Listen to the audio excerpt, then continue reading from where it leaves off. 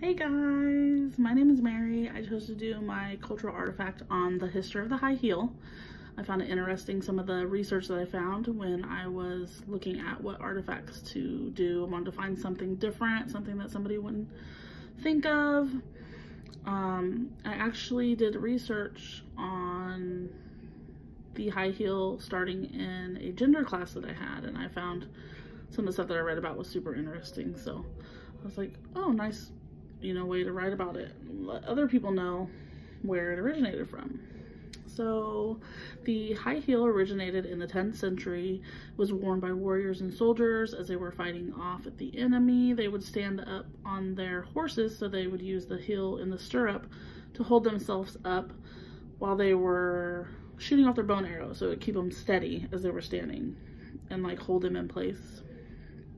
And then it was in the 15th, 16th century, it was, according to Lisa Wade in her book of Gender, European men started wearing the high heel in everyday leisure life. They wanted to feel taller, they wanted to feel more masculine. They felt like being taller was superior, like you're more masculine if you're taller, per se. So they used the shoe to feel taller, to be more masculine.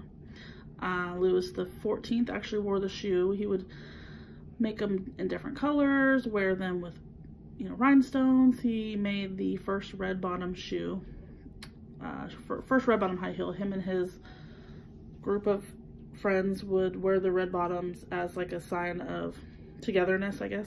And if anybody else would wear the red bottom and they weren't in this group of friends, they would be punished. At this point in the 16th century, women were trying to adapt, I guess, a form of aspect of masculinity, and they were dressing like men, so they would wear the high heel sometimes too, but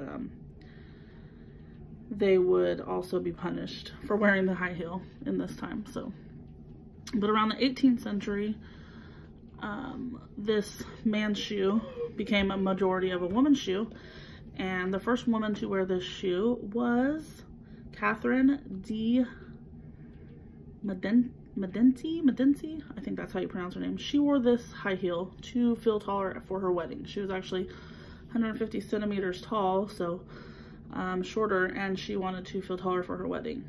So she was actually the first woman to wear the high heel after the 16th century or 15th century.